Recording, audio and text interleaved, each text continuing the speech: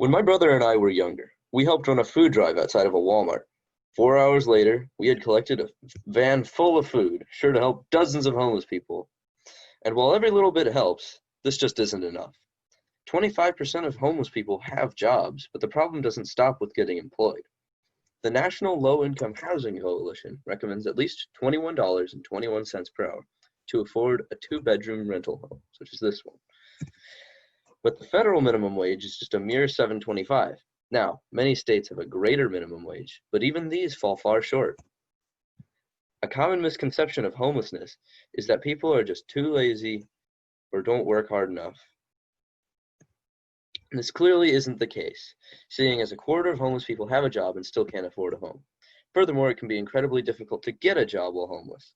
Homeless people don't have a regular mailing address, which creates a big problem.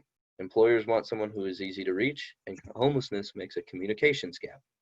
So what could the average person do if it isn't enough to donate food? Well, you can write to your local representative. I know it's somewhat cliched, but it can make a difference. If you make your voice heard, people will have to listen. Ask them to raise the minimum wage, because often people are working hard for long hours and it still isn't enough to keep themselves off the street. You could volunteer at a homeless shelter or a food bank, because make no mistake, these are a great first step. But that's the problem right now. We've given a man a fish, and he's eaten for a day.